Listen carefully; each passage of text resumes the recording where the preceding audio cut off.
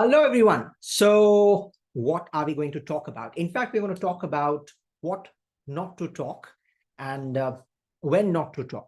So, I personally love to talk, and I'm sure most of you would also enjoy talking or speaking because, let's be honest about it. Right from our school days, everything that we do is attuned towards helping us speak better or perhaps making us into an eloquent speaker.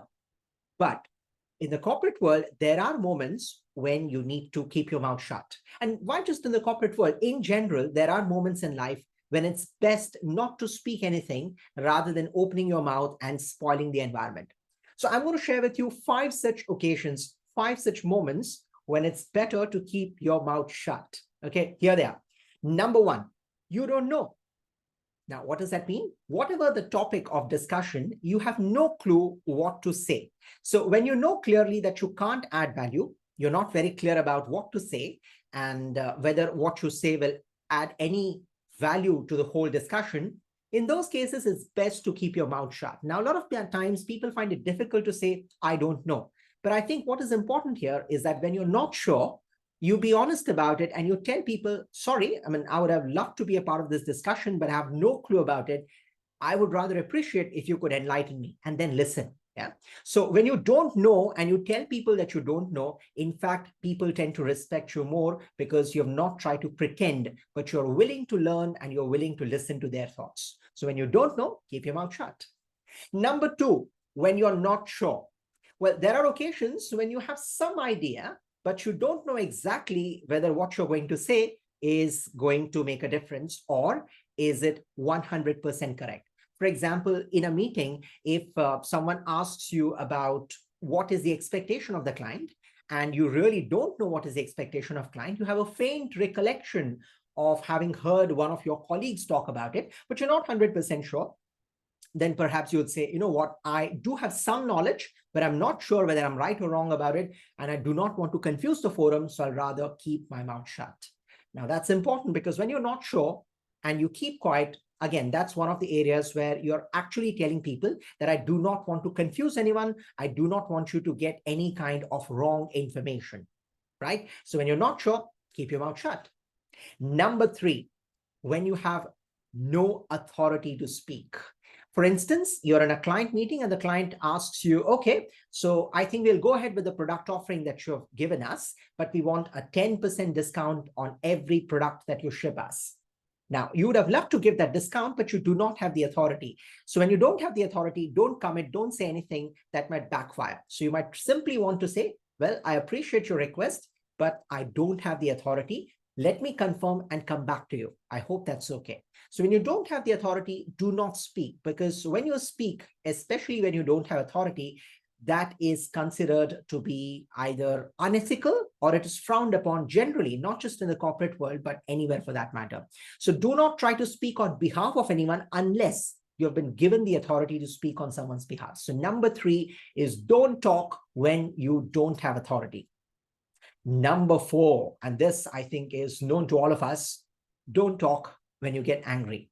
Because when you're angry, no matter how thoughtful you might want to sound, how wise you might want to sound, but there is every possibility that you're going to speak utter garbage. So when you're angry, it's important to refrain from having a conversation. Perhaps important to tell people that I need some time off. So can we have this conversation later?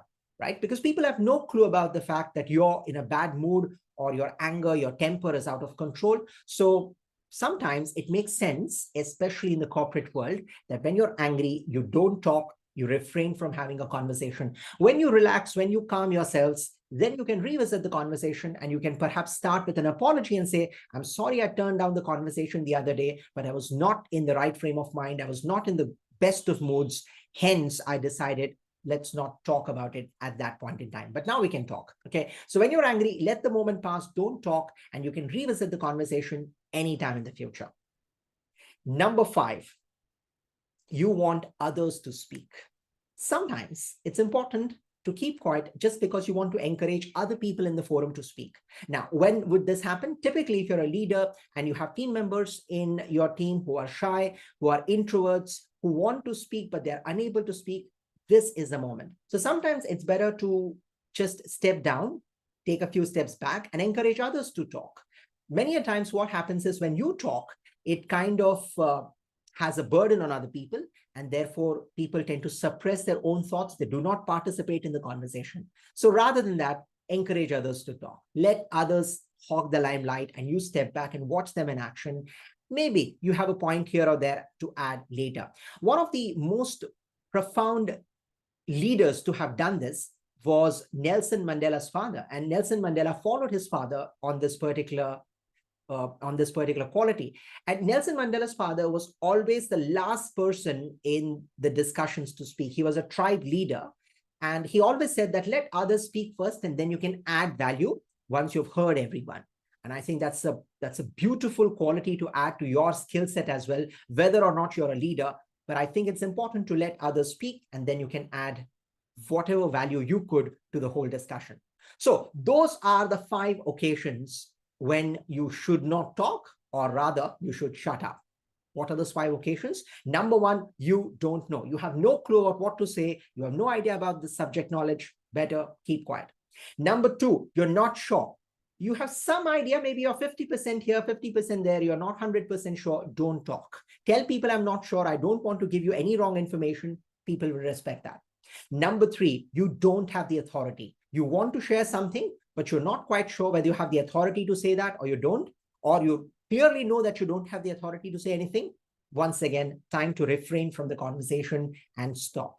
Number 4, you are angry. You know, you are in a bad mood. Your temper is not really there. So you rather would want to calm down before you utter some words of nonsense. Okay, so don't speak nonsense. Rather, keep quiet, take a back seat. When you are calm, when you see yourself in control, perhaps that's the moment to revisit the conversation.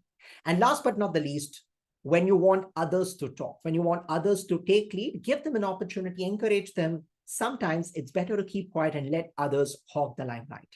So these are the 5 occasions, according to me, when you should not speak or you should shut up. But are these the only moments? Not really. There could be other moments as well. But there are moments when you also have to speak. So I'm not discouraging you from speaking or talking or opening up or being assertive. No, perhaps all I'm saying is you should be clear when to talk and when not to talk, right? So remember that. And whenever you open your mouth, ask yourself, am I going to add value? I think that's a good question to ask before you want to even open your mouth. Sometimes you really don't. Okay, so shut up and listen. Right, so those are the 5 occasions when you want to refrain from talking.